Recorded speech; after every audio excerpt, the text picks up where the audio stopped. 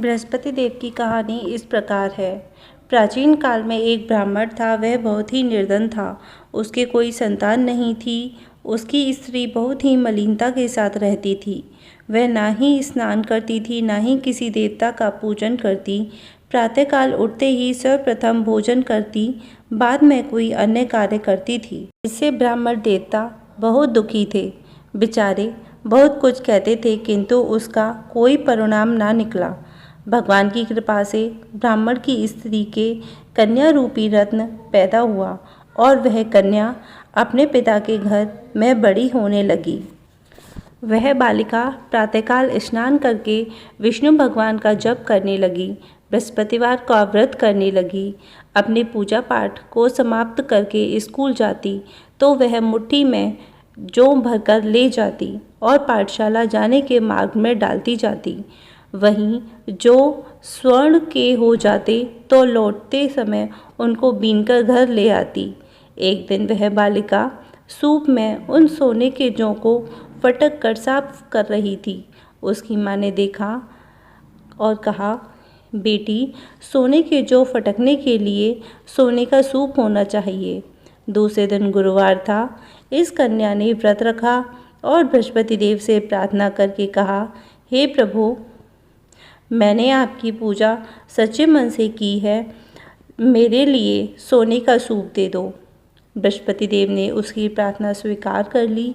रोजाना की तरह वह कन्या जौ फैलाती हुई जाने लगी। जब लौटकर जौ बीन रही थी तो बृहस्पति देव की कृपा से सोने का सूप मिला। उसे वह घर लेकर आई और उसे जौ साफ करने लगी, परंतु उसकी माँ का वही ढंग रहा। एक दिन की बात है, वह कन्या सोने का सूप में जौ साफ कर रही थी। उस समय उस शहर का राजपुत्र वहाँ होकर निकला। इस कन्या के रूप और कार्य को देखकर मोहित हो गया तथा अपने घर आकर भोजन तथा जल त्याग कर उदास होकर लेट गया। राजा को जब इस बात का पता लगा तो उसने अपने प्रधानमंत्रियों के साथ अपने पुत्र के पास गया और बोला, हे बेटा, तुम्हें किस प्रकार का कष्ट है? किसी ने अपमान किया है अथवा कोई और कारण है? सो कहो, मैं वही कार्य करूँगा जिससे तुम्हें प्रसन्नता हो। अपने पिता की यह बात सुनकर राजकुमार बोला, मुझे आपकी कृपा से किसी बात का कोई दुख नहीं है। किसी ने मेरा अपमान नहीं किया, परंतु मैं उस लड़की के साथ विवाह करना चाहता हूँ जो सोने के सूप में जौ को साफ कर रही थी। यह सुन राजा आश्चर्य में पड़ गया और बोला, हे बेटा, इस तरह की कन्या का पता तुम ही लगाओ, मैं उसके साथ तुम्हारा विवाह अवश्य ही करवा दूंगा। राजकुमार ने उस लड़की के घर का पता बतलाया। मंत्री उस लड़की के घर गए और ब्राह्मण की कन्या का विवाह राजकुमार के साथ संपन्न हो गया। कन्या के घर से जाते ही पहली की भांति ब्राह्मण देवता के घर में गरीबी का निवास हो गया। अब भोजन के लिए भी अन्न बड़ी मुश्किल से मिलता था। एक दिन दुखी होकर ब्राह्मण देवता अपनी पुत्री के पास गए। बेटी ने पिता की दुखी अवस्था को देखा और अपनी माँ का समाचार बताया। तब ब्राह्मण ने सभी हाल कहा। कन्या ने बहुत सा धन देकर अपने पिता को विदा किया। इस तरह ब्राह्मण का कुछ समय सुखपूर्वक व्यतीत हुआ। कुछ दिन के बाद वही हाल फिर हो गया। ब्राह्मण फिर अपनी कन्या के यहाँ आया और सभी हाल कहा तो लड़की बोली, हे पिताजी, अपनी माताजी को यहाँ लिवा लाओ, मैं उसे विधि बता दूंगी जिससे गरीबी दूर हो जाए। वह ब्राह्मण देवता अपनी स्त्री को साथ लेकर पहुँचे तो पुत्री अपनी माँ को समझाने लगी, हे माँ, तुम प्रातःकाल उठ के प्रथम स्नान आदि करके विष्णु भगवान का पूजन करो तो सब दरिद्रता दूर हो जाएगी। परंतु उसकी माँ ने एक बात नहीं मानी और प्रातःकाल उठकर वह अपनी पुत्री के बच्चों का झूठन खा लेती थी। एक दिन उसकी पुत्री को बहुत गुस्सा आया और एक रात कोठरी से भी सामान निकाल दिया और अपनी माँ को उसमें बंद कर दिया। प्रातःकाल उसमें से निकाला तथा स्नान आदि करा के पूजा पाठ करवाया तो उसकी माँ भी बहुत धनवान तथा पुत्रवती हो गई। बृहस्पति जी के प्रभाव से स्वर्ग को प्राप्त हुई तथा वह ब्राह्मण भी सुखपूर्वक इस लोक से सुख भोग कर स्वर्ग को प्राप्त हुए। इस तरह कहानी कहकर साधु देवता वहाँ से लोप हो गए। धीरे धीरे समय व्यतीत होने पर फिर वही बृहस्पतिवार का दिन आया। राजा जंगल से लकड़ी काटकर किसी शहर में बेचने गया। उसे उस दिन और दिन से अधिक धन प्राप्त हुआ। राजा ने चना गुड़ आदि लेकर बृहस्पतिवार का व्रत करना भूल गया। इस कारण बृहस्पति भगवान नाराज हो गए। उस दिन उस नगर के राजा ने विशाल यज्ञ का आयोजन किया था तथा शहर में यह घोषणा कर दी कि कोई भी मनुष्य अपने घर से भोजन न बनवावे तथा आग भी न जलावे। समस्त लोग मेरे यहाँ भोजन करने आवे। इस आज्ञा को जो न मानेगा उसके लिए फांसी की सजा दी जाएगी। इस तरह की घोषणा संपूर्ण नगर में करवा दी गई। राजा की आज्ञा के अनुसार शहर के सभी लोग भोजन करने गए, लेकिन लकड़हारा कुछ देर से पहुंचा, इसलिए राजा को अपने साथ घर लिवा ले गए और ले जाकर भोजन करा रहे थे तो रानी की दृष्टि उस खूंटी पर पड़ी जिस पर उसका हार लटका हुआ था। वह वहाँ पर दिखाई नहीं दिया। रानी ने निश्चय किया कि मेरा हार उस मनुष्य ने चुरा लिया है। उसी समय पुलिस बुलवाकर उसको जेल खाने में डलवा दिया। राजा जेल खाने में गया तो बहुत दुखी होकर विचार करने लगा, ना जाने कौन से पूर्व जन्म के कर्म से मेरे लिए दुख प्राप्त हुआ है, और उसी साधु को याद करने लगा जो कि जंगल में मिला था। उसी समय तत्काल बृहस्पति देव साधु के रूप में प्रकट हो गए और उसकी दशा को देखकर कहने लगे, अरे मूर्ख, तूने बृहस्पति देवता की कथा नहीं की, इसी कारण तुम्हें यह दुख प्राप्त हुआ। अब चिंता मत कर, बृहस्पति देव की पूजा करना, तेरे सभी कष्ट दूर हो जाएंगे। बृहस्पतिवार को रोज उसे 4 पैसे मिले। राजा ने कथा कही। उसी रात्रि को बृहस्पति देव उस नगर के राजा को स्वप्न में कहा, हे राजा, तुमने जिस आदमी को जेल खाने में बंद कर दिया है वह निर्दोष है, वह राजा है, उसे छोड़ देना। रानी का हार उसी खूंटी पर लटका हुआ है। अगर तू ऐसा नहीं करेगा तो मैं तेरे राज्य को नष्ट कर दूंगा। इस तरह के रात्रि स्वप्न को देख राजा प्रातःकाल उठा और खूंटी पर हार टंगा देखा। लकड़हारे को बुलाकर क्षमा मांगी तथा राजा को योग्य सुंदर वस्त्र आभूषण देकर विदा किया। गुरुदेव की आज्ञा के अनुसार राजा अपने नगर को चल दिया। राजा जब नगर के निकट पहुंचा तो उसे बड़ा ही आश्चर्य हुआ। नगर में पहले से अधिक बाग, तालाब और कुएं तथा बहुत सी धर्मशाला, मंदिर आदि बने हुए थे। राजा ने पूछा कि यह किसका बाग और धर्मशाला है। तब नगर के सब लोग कहने लगे कि यह सब रानी और दासी की हैं। तो राजा को आश्चर्य हुआ और गुस्सा भी आया।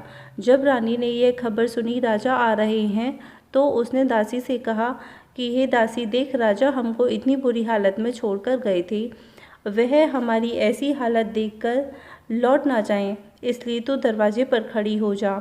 आज्ञा के अनुसार दासी दरवाजे पर खड़ी हो गई और राजा आए तो उन्हें अपने साथ लिवा लाई। तब राजा ने क्रोध करके अपनी तलवार निकाली और पूछने लगे, यह बताओ कि यह धन तुम्हें कैसे प्राप्त हुआ। तब उन्होंने कहा, हमें यह सब धन बृहस्पति देव के व्रत के प्रभाव से प्राप्त हुआ है। राजा ने निश्चय किया कि वह 7 रोज के बाद तो सभी बृहस्पति देव का पूजन करते हैं, परंतु मैं रोजाना दिन में 3 बार कहानी कहा करूँगा तथा रोज व्रत किया करूँगा। अब हर समय राजा के दुपट्टे में चने की दाल बंधी रहती तथा दिन में 3 बार कहानी कहता। एक रोज राजा ने विचार किया कि चलो अपनी बहन के यहाँ हो आवे। इस तरह निश्चय कर राजा घोड़े पर सवार हो अपनी बहन के यहाँ चलने लगा। मार्ग में उसने देखा कि कुछ आदमी एक मुर्दे को ले जा रहे हैं।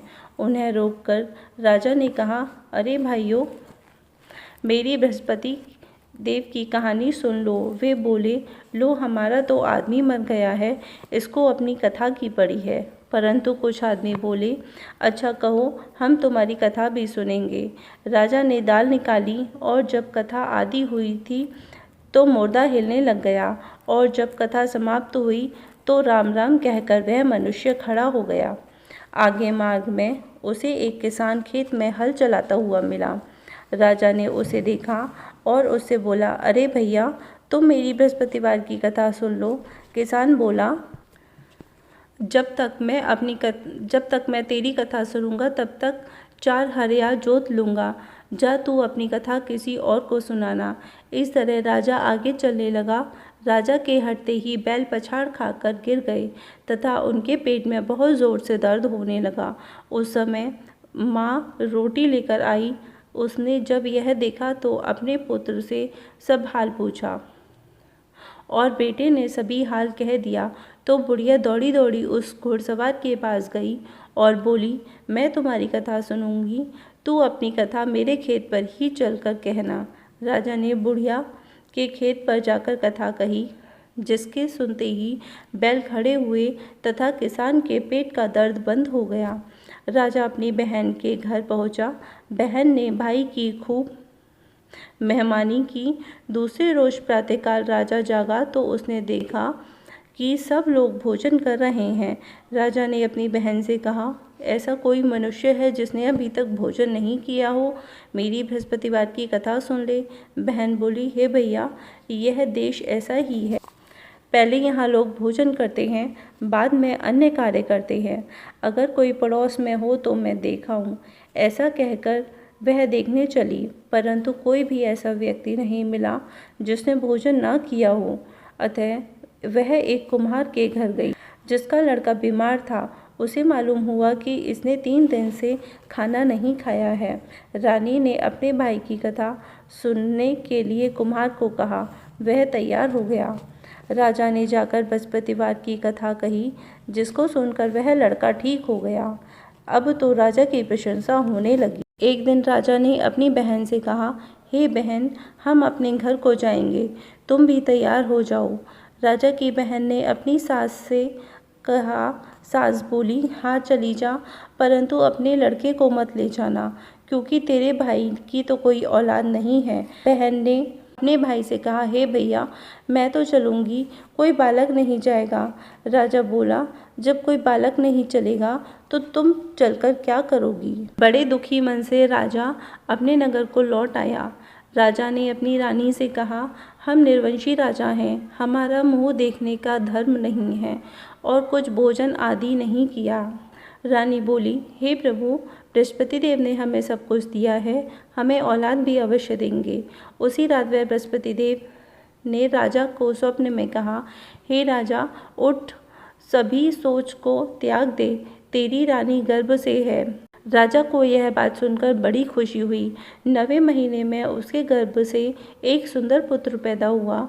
तब राजा बोला, हे रानी, स्त्री बिना भोजन के रह सकती है, बिना कहे नहीं रह सकती। जब मेरी बहन आवे तुम उससे कुछ मत कहना।